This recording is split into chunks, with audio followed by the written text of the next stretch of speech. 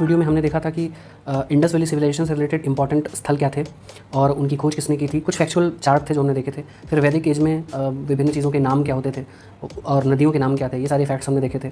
महाजनपद कहाँ थे, कौन कौन सी उनकी राजधानियाँ कहाँ थी, इनको देखा था। जैन और बुद्ध धर्म की संगीतियाँ कहाँ हुई थी, किसके शासनकाल में हुई थी, इससे रिलेटेड फैक्ट देखे थे। ठीक है, इस वीडियो में हम एंशिएंट इंडियन हिस्ट्री का पॉलिटिकल हिस्ट्री देखेंगे। ठीक है, एक फैक्चुअल जो टाइप का क्वेश्चन बनता है उसको कवर करने के लिए ये एक क्रोनोलॉजी याद करना बहुत ज़रूरी है। ठीक है, दो तरह की चीज़ें इसमें पूछी जा सकती हैं। एक तो शासक के बाद कौन सा शासक आया सीक्वेंस लगाने के लिए, और दूसरा किसी शासक के काल में हुई कोई स्पेशल घटना। तो ये दो टाइप के फैक्ट बनते हैं। अब इसमें स्टार्ट करने से पहले अगर देखा जाए तो जो पॉलिटिकल हिस्ट्री है एंशिएंट इंडिया की, वो कुछ यूँ स्टार्ट होती है कि सबसे पहले तो आपको स्टोन एज दिखता है, तो उसका कोई पॉलिटिकल हिस्ट्री है नहीं। इंडस वैली सिविलाइजेशन के बारे में हमें बहुत कुछ पता है नहीं।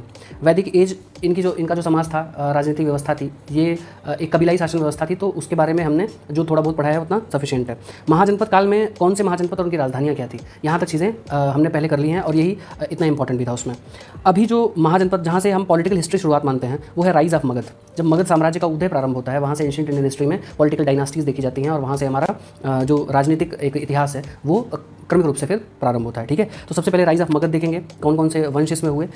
फिर एक साम्राज्य बनेगा, भारत का पहला साम्राज्य वो होगा मौर्य साम्राज्य। ठीक है, मौर्य साम्राज्य के बाद छोटे छोटे फिर फ्रेगमेंटेड स्टेट्स आ जाएंगे। उसके बाद फिर एक दूसरा बड़ा साम्राज्य बनेगा जो अखिल भारतीय होगा, वो होगा गुप्त साम्राज्य। गुप्त साम्राज्य के बाद एक बार पुनः फिर से साम्राज्य टूटेगा, पुष्यभूति वंश एक इंपॉर्टेंट वंश होगा, और उसके बाद फिर प्री मेडिवल में फ्रेगमेंटेड स्टेट्स इंडिया का हो जाएगा और बाहर से फिर आक्रमणकारी आएंगे और फिर मेडिवल काल जो होगा प्रारंभ हो जाएगा। ठीक है, तो इस पूरे लेक्चर में आपको दो बातें ध्यान रखनी है। पहली तो पॉलिटिकल हिस्ट्री को डेप्थ में हम जाके देखने वाले नहीं हैं, हमको केवल क्रोनोलॉजी याद रखनी है। ठीक, और कोई इंपॉर्टेंट अगर घटना हुई है इनके शासनकाल में शासक के, तो उसे याद रखना है। अब देखिए, सबसे पहला जो वंश है वो है हर्यंक वंश। मगध का उदय हमने पढ़ा था कि 16 महाजनपद थे। 16 महाजनपदों में एक जो मगध था वो बहुत शक्तिशाली हो गया था, और दूसरा था अवंती जो काफ़ी शक्तिशाली हो गया था। ठीक है, अब इन दोनों का लोकेशन क्या था आपको याद होना चाहिए, लास्ट में हमने देखा है, रिकैप कर लीजिएगा। बिंबिसार इसका सबसे पहला प्रतापी शासक था मगध का। ठीक है, इसकी जो राजधानी थी वो गिरिव्रज में थी, राजगृह भी इसका नाम था। ठीक है, राजगीर आज का जो क्षेत्र है बिहार का, उसका उस समय राजधानी इसकी हुआ करती थी बिंबिसार की। बिंबिसार पहला प्रतापी शासक था और इसका जो काल है वो 544 से 493 BC का है। ठीक है, ईसा पूर्व में। इसका पुत्र फिर उसके बाद अजातशत्रु शासक बना। अजातशत्रु शुरुआत में राजधानी गिरिव्रज रही और उसी समय गिरिव्रज में पहली बौद्धों की जो संगीति थी वह हुई थी, और इस संगीति में सुत्त पिटक और विनय पिटक का संकलन किया गया था। हमने पढ़ा था कि ये महाकश्यप की अध्यक्षता में हुआ था। सुत्त पिटक में भगवान बुद्ध के जो वचन हैं, जो सूत्र हैं बेसिकली, यानी जो शिक्षाएं हैं,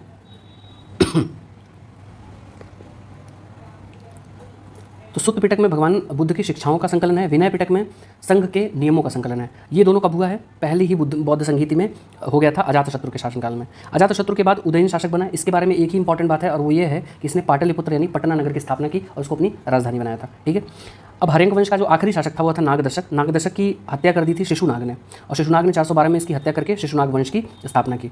शिशुनाग वंश में पहला शासक तो शिशुनाग स्वयं था, दूसरा उसका पुत्र कालाशोक था। ये दोनों बहुत ही फेमस हैं। आखिरी शासक शिशुनाग वंश का नंदीवर्धन था और इसकी हत्या की थी महापद्मनंद ने। महापद्मनंद इसका सेनापति हुआ करता था और उसने इसकी हत्या करके नंद वंश की स्थापना की थी। शिशुनाग के काल में वैशाली राजधानी थी। ठीक है, और दूसरा जो सबसे महत्वपूर्ण कार्य इसने किया था वो यह था कि मगध ने शिशुनाग के शासनकाल में अवंती महाजनपद को मगध में मिला लिया था। ठीक है, कालाशोक के समय में सेकंड बुद्धिस्ट काउंसिल हुई वैशाली में। स्थाविर और महासांघिक में बुद्ध धर्म का विभाजन हो गया। अब ये देखेंगे कि ये दोनों अभी भी हीनयान की ही शाखाएं हैं। ठीक है, लेकिन ये आगे चल के महासांघिक जो है यही महायान का रूप लेगा। ठीक है, आगे चल के ये चौथी बौद्ध संगीति में जाके महायान बन जाएगा। खैर, नंदीवर्धन का शासनकाल इसमें कुछ विशेष है नहीं, ये आखिरी शासक था। महापद्मनंद ने इसकी हत्या की और नंदवंश की स्थापना कर दी। नंदवंश में महापद्मनंद पहला शासक था जो इंपॉर्टेंट था। इसे उग्रसेन या एकराट भी कहा गया है। ठीक है, कलिंग विजय करने वाला यह पहला शासक था मगध का। और खारवेल का जो अभिलेख है, हाथी गुम्फा अभिलेख इसका बड़ा प्रसिद्ध है। हाथी गुम्फा अभिलेख जो है उसमें इसका उल्लेख है कि महापद्मनंद ने अशोक से पूर्व कलिंग की विजय की थी। ठीक है, आगे अशोक जो मौर्य शासक होगा वो भी कलिंग विजय करेगा और उसके बाद युद्ध का परित्याग भी करेगा, जो हम आगे देखेंगे। घनानंद इसका अगला प्रसिद्ध शासक था। घनानंद अपने जो उनकी कटुता थी चाणक्य के साथ, उसके लिए प्रसिद्ध थे। चाणक्य ने जनश्रुतियों के अनुसार यह कसम खाई थी कि घनानंद के शासन को वह उखाड़ फेंकेंगे, और ऐसा उन्होंने किया भी। तो ये इसको डिफीट किया चंद्रगुप्त मौर्य ने 322 बीसी में। लेकिन इसके काल में एक महत्वपूर्ण घटना ये घटी थी कि अलेक्जेंडर जो था, यानी सिकंदर महान, वो भारत के पश्चिमोत्तर भारत पर इसने अटैक किया था। ठीक है, आम भी जो तक्षशिला का शासक था उसने तो हार मान ली थी, लेकिन पोरस के साथ उसका झेलम के तट पर यानी हाइडेस्पस के तट पर बहुत ही ज़बरदस्त युद्ध हुआ था। इसको घनानंद को एग्रमीज या जेंड्रामीज भी कहा गया है यूनानियों द्वारा। ठीक है, जो यूनानी लेखक हैं उनके द्वारा इसको बोला गया है एग्रमीज या जेंड्रामीज। ठीक, अगला जो शासन है वो है मौर्यन एम्पायर। मगध में नंद को हराकर, धनानंद को हराकर चंद्रगुप्त मौर्य ने मौर्य राजवंश की नींव रखी और आगे जाके यही मौर्य साम्राज्य बना। इनका गुरु थे चाणक्य, जिन्होंने पुस्तक की रचना की है अर्थशास्त्र, जिससे इस समय के राजनीति के बारे में पता चलता है। चंद्रगुप्त मौर्य को यूनानियों ने सैंड्रोकोटस कहा है। इन्होंने जैन धर्म अपना लिया था और आखिरी समय में सल्लेखना करके इन्होंने अपना प्राण त्याग किया। तो देखो 3 क्वेश्चन बनते हैं। पहला क्वेश्चन तो ये था कि मौर्यन एम्पायर का फाउंडर कौन था, तो चंद्रगुप्त मौर्य, काफ़ी ईजी है। चाणक्य से रिलेटेड क्वेश्चन पूछा जा सकता है, अर्थशास्त्र से रिलेटेड सैंड्रोकोटस किसे कहा गया है, ये सवाल बन सकता है। और कौन सा मौर्य शासक था जिन्होंने सल्लेखना के द्वारा अपना प्राण त्याग किया, तो वो कौन था, चंद्रगुप्त मौर्य। इसका बेटा था बिंदुसार। बिंदुसार को अमित्र चेत कहा गया है पुराणों में, अमित्र घात कहा गया और अमित्र चेट से ग्रीक जो हिस्ट्री थी उसमें कहा गया। ये आजीवक था। इसका चंद्रगुप्त मौर्य जैन है और ये बिंदुसार आजीवक है। अशोक अपना नाम रखता था देवनाम पियदसी, जो इसके अभिलेखों में मिला हुआ है। और जो तीसरी बुद्ध संगीति हुई थी मोगलीपुत्र तिस्स की अध्यक्षता में, वो अशोक के काल में हुई थी। ठीक है, और इसमें क्या किया गया था, त्रिपिटकों को पाली लैंग्वेज में कंपाइल कर लिया गया था। आखिरी जो मौर्य शासक था, ये क्वेश्चन कई बार पूछा गया है कि लास्ट मौर्यन किंग कौन था, तो उसका नाम था बृहद्रथ मौर्य। ठीक है, और बृहद्रथ मौर्य को पुष्यमित्र शुंग ने 185 में इसे मार दिया। पुष्यमित्र शुंग इसका सेनापति ही था और उसने शुंग वंश की नींव रखी। देखो, जब मौर्यन पीरियड अगर हम देखें तो मौर्यों की का जो एम्पायर था वो कुछ इस तरह था। अगर आप देखेंगे गांधार यानी अफगानिस्तान तक का क्षेत्र से लेकर और यहाँ नॉर्थ ईस्ट तक का क्षेत्र और साउथ में लगभग तमिलनाडु तक, ये पूरा इलाका जो है वो मौर्यों के अंदर था। अगर आज के डेट में देखोगे तो अखिल भारतीय साम्राज्य इसको बोला जाता है, वो यही था। खैर, इसमें मौर्यन पीरियड में जो सबसे इंपॉर्टेंट चीज़ है जो हमें याद रखनी है वो है अशोक के पिलर्स। ठीक है, पहले प्लेसेस देखते हैं और फिर कंटेंट देखते हैं कि कंटेंट में क्या है। देखिए, इसमें 2 बातें आप बहुत इंपॉर्टेंट है याद रखना आपके लिए। पहला तो सबसे साउदर्न मोस्ट जो इसका पिलर है वो है येरागुडी में। येरागुडी पड़ता है आंध्र प्रदेश में, एक बात ये याद रखना जरूरी है।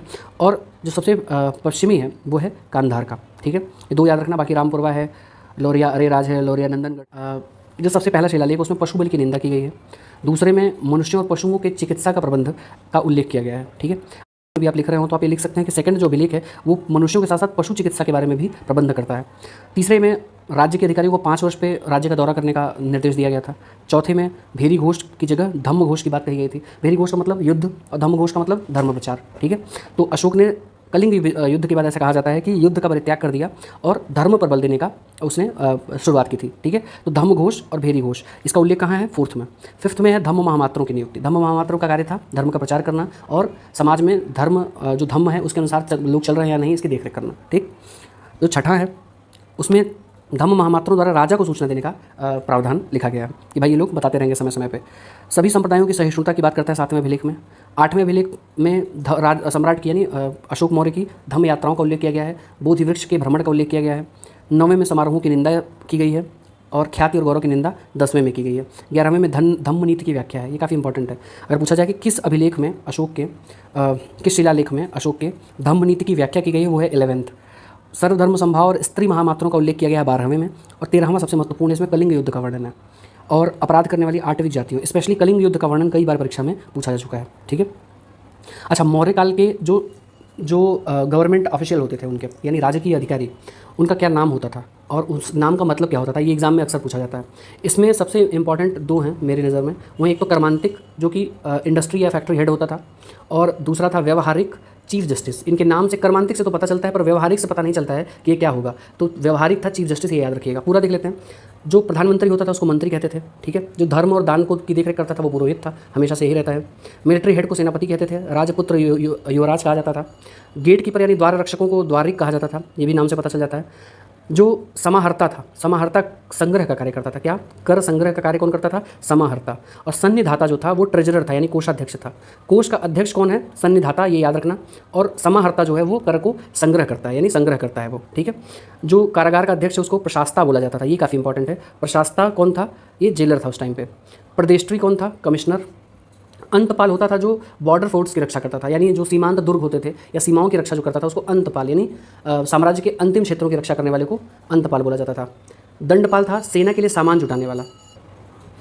इसके अलावा नगर रक्षक होता था, उसको नायक कहते थे। नगर कोतवाल को पौर बोला जाता था, जैसे आज महापौर होता है नगरों में, वैसे ही तब नगर कोतवाल को पौर बोला जाता था। ठीक है, इसके बाद मौर्यन एम्पायर का अगर एक इमेज देखें तो ये है जो ऊपर था। मौर्यों के बाद जिस शासन की स्थापना हुई वो थे शुंग। पर यहाँ एक बात ध्यान देना है, वो ये है कि मौर्यों के साम्राज्य के अंत के बाद जो उसके बाद का भारत है वो काफ़ी फ्रेगमेंटेड स्टेट है। जैसे देखिए, अगर आप मगध और अवंती का क्षेत्र देखेंगे, यहाँ पे तो शुंग होंगे, फिर कण्व हैं। ठीक है, शुंग और कण्व हैं, लेकिन यहाँ से जैसे ये इसको अगर देखा जाए तो ये ग्रीक्स हैं, यहाँ शासन कर रहे हैं। ग्रीक्स का एम्पायर बढ़ जाएगा। ठीक है, तो इनको बोला जाता है इंडो ग्रीक। इंडो ग्रीक का शासन आएगा। ठीक है, पार्थियंस होंगे, पार्थियन अटैक यहाँ पे एम्पायर अपना बनाएंगे। ठीक है, इसके बाद इन ग्रीक्स को हरा के यहाँ पे कुषाण एम्पायर बनेगा। ठीक है, कुषाणों का एम्पायर जो दूसरी राजधानी होगी वो मथुरा तक रहेगी। ठीक है, और साउथ इंडिया में ये जो विंध्य के नीचे का क्षेत्र है, कुछ अलग ही एम्पायर बनेंगे, सातवाहन बनेंगे, वाकाटक बनेंगे, और इनका एक अलग ही इतिहास रहता है। तो हम अभी के वीडियो में ऊपर का ये जो नॉर्थ इंडिया है इसका हिस्ट्री देखेंगे, साउथ का अलग से एक अलग वीडियो बनाएंगे। ठीक है, अब शुंग और कण्व में क्या है, देखो पहला शासक किसका था शुंग का, उसका नाम था पुष्यमित्र शुंग। और इसके काल में सबसे इंपॉर्टेंट एक व्यक्ति थे पतंजलि। पतंजलि ने महाभाष्य की रचना की थी। महाभाष्य क्या है, यह है टीका जो कि लिखी गई है अष्टाध्यायी पर। अष्टाध्यायी क्या है, यह पाणिनि की संस्कृत व्याकरण था ये, और संस्कृत का ये पहला व्याकरण है। ठीक है, अष्टाध्यायी, और इस पर टीका लिखी थी महाभाष्य पतंजलि ने। किसके काल में, पुष्यमित्र शुंग के काल में। शुंग का काल क्या था, 185 से 149 तक। ठीक है, इसका पुत्र था अग्निमित्र शुंग। अब अग्निमित्र पे यूपीएससी ने 2019 में क्वेश्चन बना रखा है। उसने ये पूछा ये था कि मालविका अग्निमित्रम कृति जो कि कालिदास के का नाटक है, यह किस शासक के पर आधारित है। तो मालविका इनकी प्रेयसी थी, और ये है अग्निमित्र। अग्निमित्र शुंग डायनास्टी का राजकुमार था। ठीक है, ये सवाल था।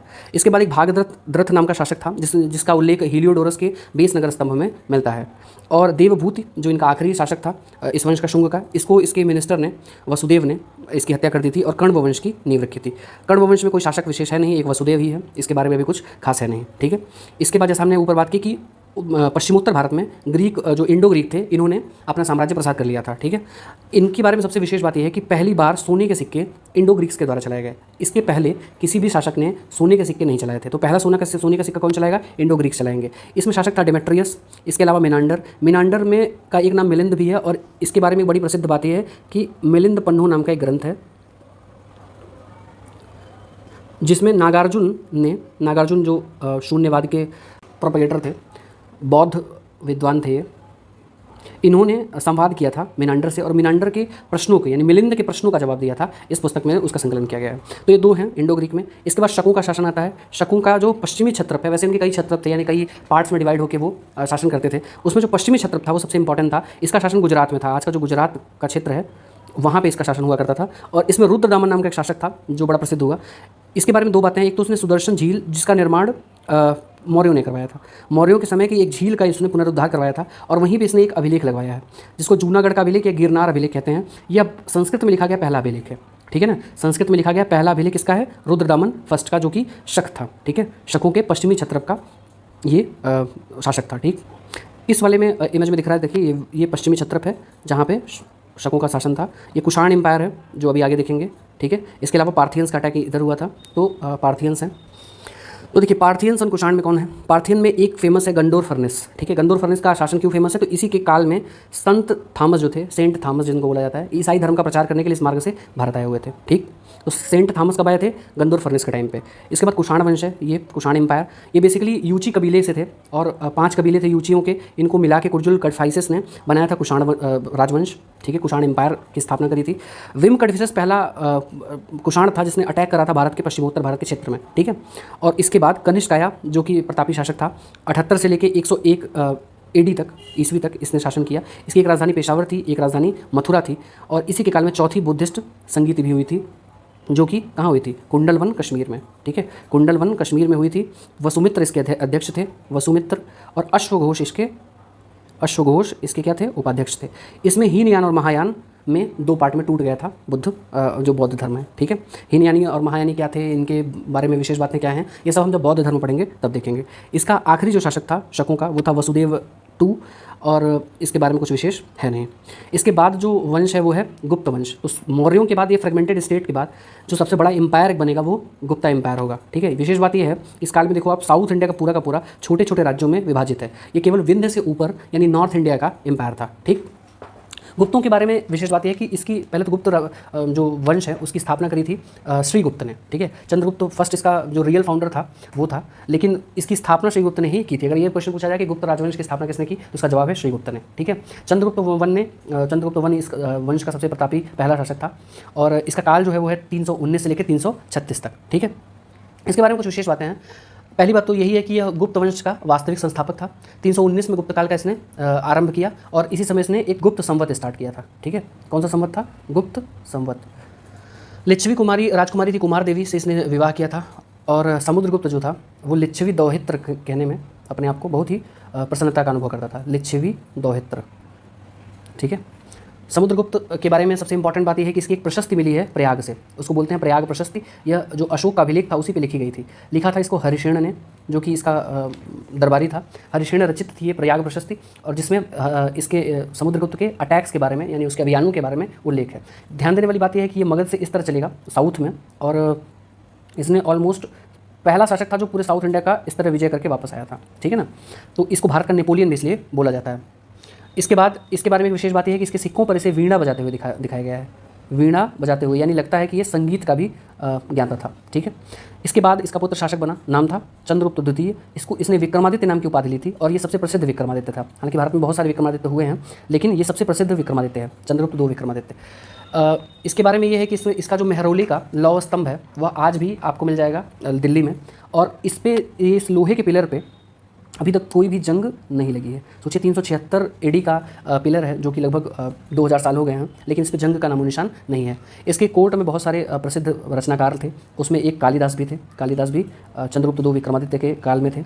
इसके बाद शासक बनता है कुमारगुप्त। कुमारगुप्त के बारे में सबसे विशेष बात यह है कि इसके काल में नालंदा विश्वविद्यालय की स्थापना हुई थी। ठीक है, नालंदा विश्वविद्यालय की स्थापना किसके काल में हुई थी? कुमारगुप्त के काल में। ठीक है, इसके बाद स्कंदगुप्त आखिरी महान शासक था। इसने हूणों के आक्रमण का सामना किया था। तो अगर पूछा जाए हूणों का आक्रमण किसके काल में हुआ था, किसने इसका सामना किया, तो उसका आंसर है स्कंदगुप्त। नालंदा की स्थापना किसके काल में हुई? कुमारगुप्त के समय में। कालिदास किसके समय में थे? चंद्रगुप्त 2 विक्रमादित्य के समय में। प्रयाग प्रशस्ति किससे संबंधित है? समुद्रगुप्त से। और चंद्रगुप्त 1 जो था ये वास्तविक संस्थापक था गुप्त डायनास्टी का, लेकिन केवल संस्थापक पूछे तो श्रीगुप्त उसका उत्तर होगा। ठीक है, अब देखिए गुप्त राजवंश के बाद, गुप्त वंश के पतन के बाद कुछ छोटे छोटे राज्य थे कुछ समय के लिए। जो एक अगला थोड़ा बड़ा राज्य बनेगा वो है पुष्यभूति वंश। इसमें प्रभाकर वर्धन और हर्षवर्धन नाम के 2 शासक थे। हर्ष के बारे में विशेष बात यह है कि देखो इसने साउथ इंडिया पे भी अटैक किया था, इसने युद्ध किया था सातवाहन शासक के साथ। ठीक है, इसके बारे में कुछ विशेष बातें ये हैं कि यह उत्तर के सम्राट और शिलादित्य के नाम से जाना जाता था। क्या क्या क्या? उत्तर का सम्राट और दूसरी बात क्या है? शिलादित्य। ये प्रश्न बहुत बार पूछा गया है कि किस शासक को शिलादित्य के नाम से भी जाना जाता था, तो उसका जवाब है हर्षवर्धन को। ठीक है, इसके बाद इसके काल में चीन का यात्री ह्वेनसांग आया था।